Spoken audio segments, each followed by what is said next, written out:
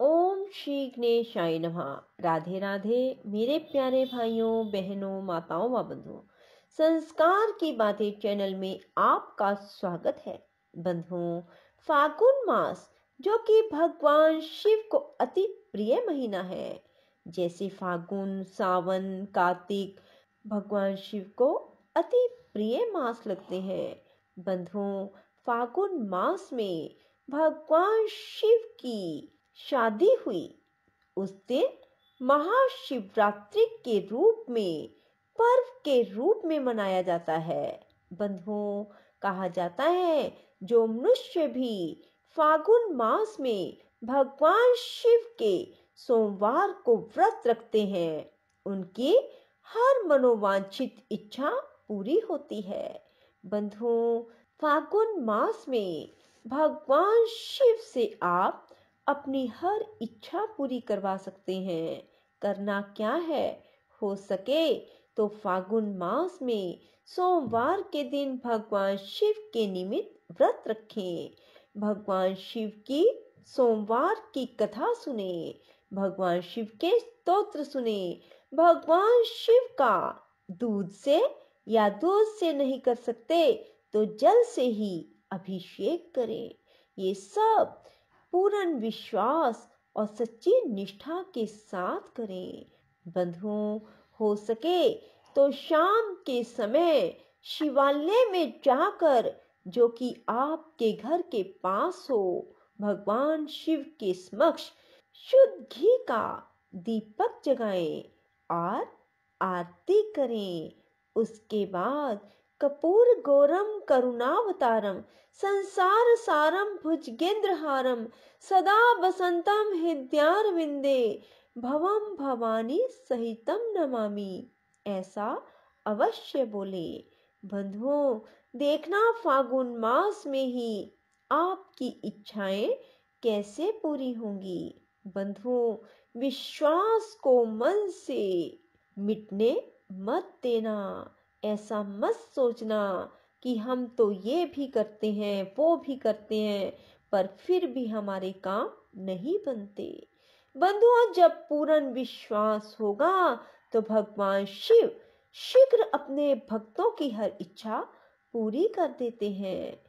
बंधुओं, आज मैं आपके लिए लाई हूँ फागुन मास में सोमवार के दिन सुनी जाने वाली सोमवार की व्रत कथा। बंधुओं, फागुन मास में यदि आप सोमवार के व्रत नहीं कर पा रहे तो सोमवार व्रत कथा अवश्य सुने। बंधुओं, यदि आपने हमारे चैनल को अब तक सब्सक्राइब नहीं किया तो जरूर करें और बेल आइकन दबाना ना भूलें, ताकि आपको हमारी आने वाली सभी वीडियोस की जानकारी सबसे पहले हो सके। बंधुओं, वीडियो को पूरी सुनने के बाद कमेंट बॉक्स में जय शिव शंकर भोलेनाथ जरूर लिखें। बोलो शिव शंकर भोलेनाथ की जय हो। एक समय की बात है, किसी गांव में एक बुढ़िया रहती थी। उसके एक बेटा था। बुढ़िया और उसका बेटा मेहनत करके अपना गुजारा करते थे। एक बार बुढ़िया के मन में विचार आया कि उसका बेटा अब विवाह के योग्य हो गया है, उसे उसकी शादी कर देनी चाहिए। और कुछ समय के बाद बुढ़िया ने अपने बेटे का विवाह एक सुशील कन्या के साथ कर दिया। वह कन्या बहुत ही सुशील और संस्कारी थी। वह प्रतिदिन सुबह जल्दी उठकर घर को संवारती और फिर स्नान करके भगवान शिव का पूजन करती थी। विवाह के कुछ समय के बाद सावन का महीना आया। वह भगवान शिव की अनन्य भगत थी। उसके मन में विचार आया कि वह सावन के महीने में मंदिर जाकर भगवान शंकर को जल चढ़ाए। और उसने अपनी सास से कहा कि माँ जी, सावन का महीना शुरू हो गया है, मेरी इच्छा है कि मैं मंदिर में जाकर भगवान शिव को जल चढ़ाऊं और वहां ही पूजा करूं। बुढ़िया ने साफ मना कर दिया और बोली कि जितनी देर में तुम मंदिर जाओगी और आओगी इतने में तो घर का सारा काम हो जाएगा, इसलिए घर में रहकर ही भगवान की पूजा करो। सास की बात सुनकर बहू उदास हो गई और अपने कार्यों में लग गई। तभी बहू कुएं पर पानी भरने के लिए चली गई तो उसने देखा कि गांव की लड़कियां पूजा की थाली सजाकर मंदिर की ओर जा रही हैं। तब बहू ने उन लड़कियों से पूछा कि तुम सब कहाँ जा रही हो? उन्होंने कहा कि हम भगवान शिव की पूजा के लिए मंदिर जा रही हैं। सावन का महीना शुरू हो गया है। यह सुनकर वह फिर उदास हो गई। लड़कियों ने पूछा, आप क्यों उदास हो गई? बहू ने कहा, भगवान शिव मेरे आराध्य हैं, पर मेरी सास ने मुझे मंदिर जाकर पूजा करने से मना कर दिया। तब वे लड़कियां बोली कि तुम हर रोज इस समय कुएं से पानी भरने आया करो और साथ ही भगवान शिव की पूजा कर लिया करो। उस समय में ही हम आ जाया करेंगी। बहू बोली, मेरे पास पूजा की सामग्री नहीं है, मैं घर से सामग्री भी लेकर नहीं आ सकती। तो लड़कियां कहने लगी, हमारी पूजा की सामग्री से ही आप भी पूजन कर लिया करें।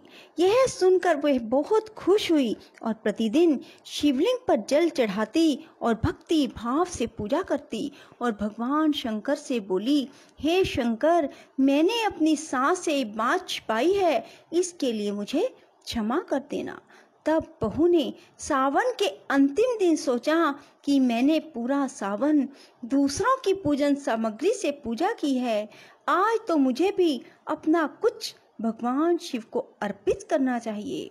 उसने अपनी नाक से नथ उतार कर धोकर भगवान शंकर को अर्पित कर दी और घर आ गई।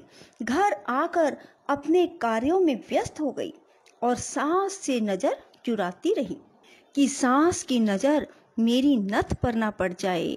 ऐसा करते हुए दोपहर हो गई। तब दोपहर में सास की नजर बहू के नाक पर पड़ी। सास ने पूछा, बहू तुम्हारी नथ कहाँ गई?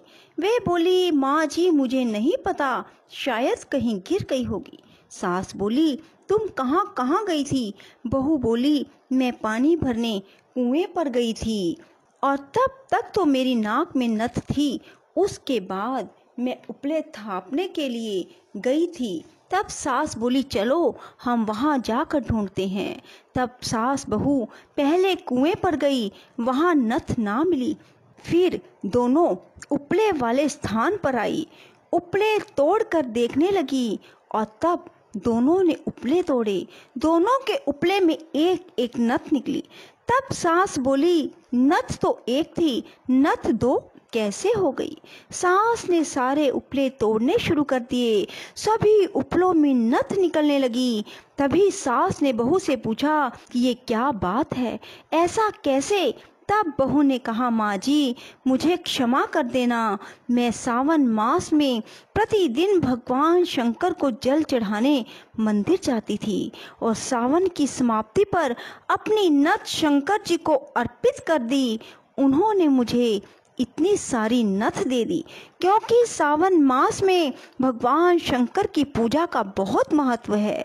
सावन माह में स्नान, दान, जप, तप का इतना महत्व है तो अगले साल हम दोनों शिवलिंग पर जल चढ़ाएंगी और जप तप करेंगी। अगला सावन आया तो दोनों सास बहू ने नियम से सावन का स्नान किया, जप तप किया और भोलेनाथ के आशीर्वाद से उनका घर अन्न धन के भंडार से भरपूर हो गया। बहू को पुत्र की प्राप्ति हुई। हे भोलेनाथ, जैसी कृपा बुढ़िया और बहू पर की वैसी ही सब पर करना। जो कहानी को सुने उन पर भी और जो हुंकारा भरे उन पर भी करना। बोलो शिव शंकर भोलेनाथ की जय हो, माँ पार्वती की जय हो। राधे राधे, जय श्री कृष्णा। बंधुओं, यदि आपको हमारी वीडियो पसंद आए तो इसे लाइक करें और शेयर भी जरूर करें। धन्यवाद।